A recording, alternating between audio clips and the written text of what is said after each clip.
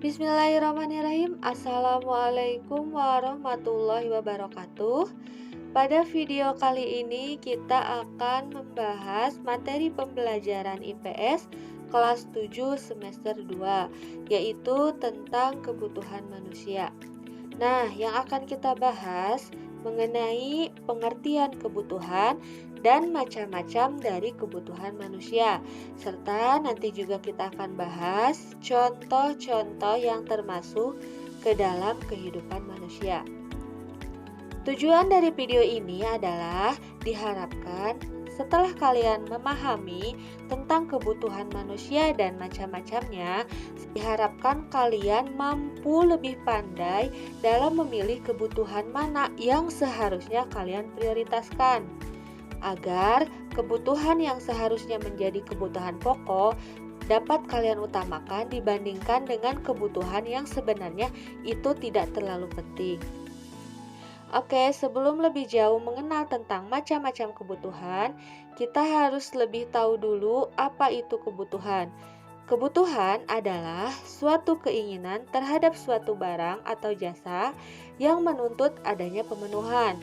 Apabila tidak dipenuhi, maka akan mempengaruhi kehidupan. Contohnya seperti ketika seseorang sedang lapar, maka kebutuhan yang harus dipenuhinya adalah makan. Nah, itulah yang dikatakan dengan kebutuhan. Setelah kalian mengetahui pengertian dari kebutuhan, di sini ada macam-macam dari kebutuhan.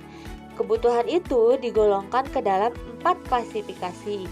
Yang pertama ada kebutuhan menurut intensitasnya atau tingkatannya.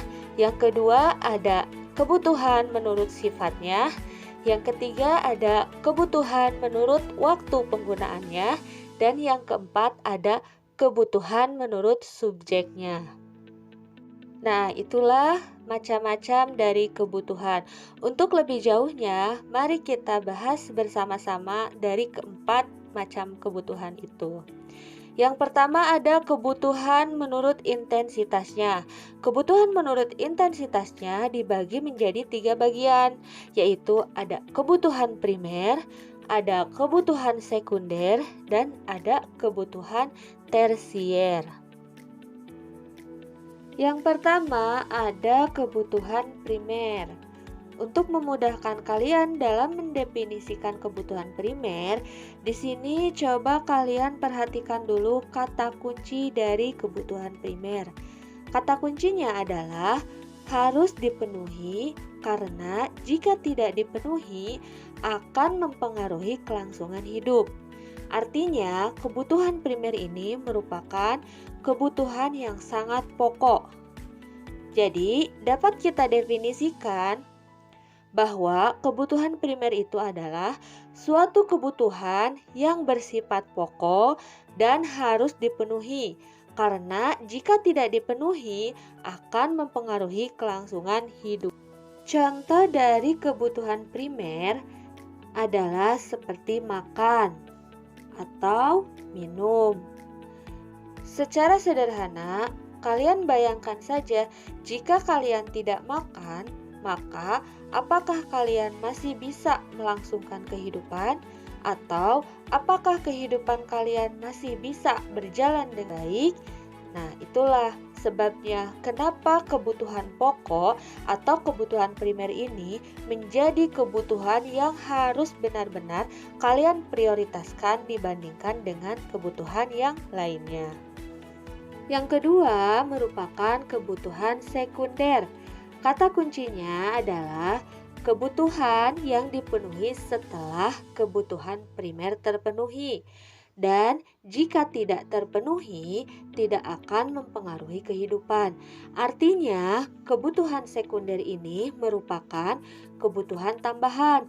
Jadi, sifatnya kalian mau memenuhi atau tidak, ini tidak akan mempengaruhi terhadap kehidupan kalian. Dapat kita definisikan bahwa kebutuhan sekunder merupakan kebutuhan tambahan yang sifatnya apabila jika tidak dipenuhi, maka tidak akan mempengaruhi kehidupan. atau tidak akan mempengaruhi keberlangsungan hidup. Contohnya seperti lemari, laptop, tempat tidur. Dengan kata lain, kalau kalian tidak membeli lemari pun, itu tidak akan mempengaruhi kehidupan kalian. Meskipun lemari juga merupakan suatu kebutuhan untuk kita, tapi lemari bukanlah kebutuhan yang pokok yang harus segera kita penuhi. Tidak menutup kemungkinan jika kalian mampu membeli atau jika kalian sudah mampu memenuhi kebutuhan primer, maka sah-sah saja kalian memenuhi kebutuhan sekunder. Contohnya tadi, membeli lemari. Nah, seperti itulah yang disebut dengan kebutuhan sekunder. Nah, yang terakhir dari kebutuhan menurut intensitasnya itu ada kebutuhan tersier. Kata kuncinya adalah kebutuhan yang dipenuhi setelah kebutuhan primer dan kebutuhan sekunder terpenuhi.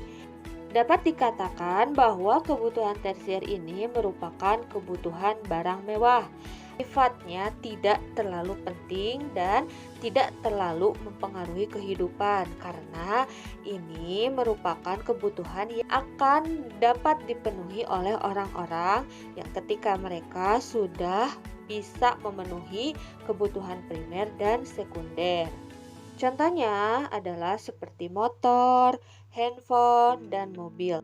Bagaimana sudah bisa dibedakan untuk kebutuhan menurut intensitasnya?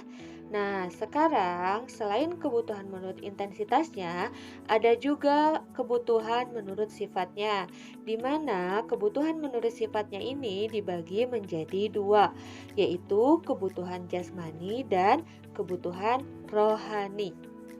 Yang pertama ada kebutuhan jasmani. Kata kuncinya adalah kebutuhan yang bersifat memberi kepuasan pada badan atau jasmani. Ini bersifat materi. Jadi dapat dikatakan bahwa kebutuhan jasmani adalah kebutuhan yang bersifat memberi kepuasan langsung pada badan seseorang atau secara jasmania. Contohnya adalah pakaian. Pakaian merupakan suatu kebutuhan yang langsung dipakai oleh seseorang. Otomatis kepuasan yang dirasakannya itu langsung dirasakan secara jasmania. Atau contohnya makanan. Makanan kenapa dikatakan sebagai kebutuhan jasmani? Karena apa yang kita makan itu langsung masuk ke dalam tubuh kita. Itulah kebutuhan secara jasmani. Yang kedua, ada kebutuhan rohani. Kata kuncinya adalah kebutuhan yang bersifat memberi kepuasan batin, jiwa, ketenangan, kesenangan, atau bisa dikatakan sebagai kebutuhan yang bersifat rohania. Contohnya seperti membaca buku, bermain musik, dan ibadah. Itu merupakan suatu kebutuhan yang dibutuhkan oleh manusia, tapi sifatnya tidak dirasakan oleh badan secara langsung, lebih kepada perasaan yang timbul dari dalam diri orang tersebut ketika dia melakukan hal tersebut ya. Contohnya seperti ibadah. Ibadah merupakan kebutuhan karena kita membutuhkan yang namanya ketenangan batin atau ketenangan jiwa. Nah, itulah yang dikatakan dengan kebutuhan rohani. Sifatnya lebih kepada perasaan kejiwaan seseorang. Selanjutnya, ada klasifikasi kebutuhan menurut waktu penggunaannya. Itu dibagi menjadi dua. Yang pertama, masa sekarang, dan yang kedua, masa yang akan datang. Yang pertama ada kebutuhan masa sekarang. Kata kuncinya adalah kebutuhan yang bersifat harus dipenuhi saat itu juga atau pada waktu sekarang. Contohnya adalah obat bagi orang yang sedang sakit atau jaket bagi orang yang sedang kedinginan. Jadi dapat dikatakan bahwa kebutuhan masa sekarang adalah kebutuhan yang dipenuhi oleh seseorang pada saat itu juga. Tadi contohnya orang yang sakit, Ketika orang yang sakit, tentu saja dia tidak membutuhkan hal lain kecuali kesembuhan. Maka dari itu yang dia butuhkan untuk masa sekarang adalah obat atau pergi ke dokter. Yang kedua, ada kebutuhan masa yang akan datang. Kata kuncinya adalah kebutuhan yang pemenuhannya dapat ditangguhkan pada masa yang akan datang, kebutuhan yang dipersiapkan dari sekarang untuk masa yang akan datang. Jadi dapat dikatakan bahwa kebutuhan masa yang akan datang ini merupakan kebutuhan yang bisa kita persiapkan, tapi kita gunakan untuk masa yang akan datang. Contohnya adalah tabungan atau investasi pendidikan yang kita siapkan dari sekarang, namun hasilnya nanti akan kita rasakan di masa yang akan datang. Itulah yang dikatakan dengan kebutuhan masa yang akan datang. Untuk klasifikasi kebutuhan yang terakhir merupakan klasifikasi kebutuhan menurut subjeknya, di mana kebutuhan menurut subjeknya ini dibagi menjadi dua, yaitu kebutuhan individu dan kebutuhan kelompok. Yang pertama ada kebutuhan individu. Kata kuncinya adalah kebutuhan yang identik dengan kebutuhan pribadi atau perorangan. Jadi, dapat dikatakan bahwa kebutuhan individu merupakan kebutuhan yang dipenuhi oleh seseorang untuk kepentingan dirinya sendiri, atau kebutuhan tersebut langsung dipakai oleh dirinya sendiri, langsung digunakan oleh dirinya sendiri, bukan untuk orang lain atau kepentingan orang lain. Contohnya adalah apa? Sepatu, baju, tas, pakaian, dan yang lainnya. Itu merupakan kebutuhan perorangan yang akan digunakan oleh dirinya sendiri. Yang kedua, ada kebutuhan kelompok. Kata kuncinya adalah kebutuhan yang dirasakan atau yang dipakai oleh orang banyak, atau kebutuhan untuk khalayak umum. Dapat dikatakan bahwa kebutuhan kelompok ini merupakan kebutuhan yang dipenuhi untuk dipergunakan oleh orang banyak. Kepentingannya dirasakan oleh orang banyak. Contohnya adalah seperti rumah sakit, jalan raya, ataupun sekolah, di mana tempat-tempat tersebut merupakan suatu kebutuhan yang dipenuhi untuk dipergunakan oleh banyak orang. Nah, itulah tadi macam-macam dari kebutuhan. Bagaimana setelah kalian sudah tahu, apakah sekarang kalian sudah bisa membedakan dari kebutuhan tersebut?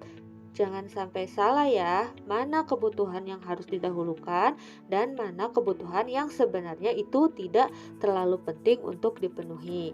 Semoga bermanfaat video ini. Terima kasih sudah menonton. Assalamualaikum warahmatullahi wabarakatuh. See you.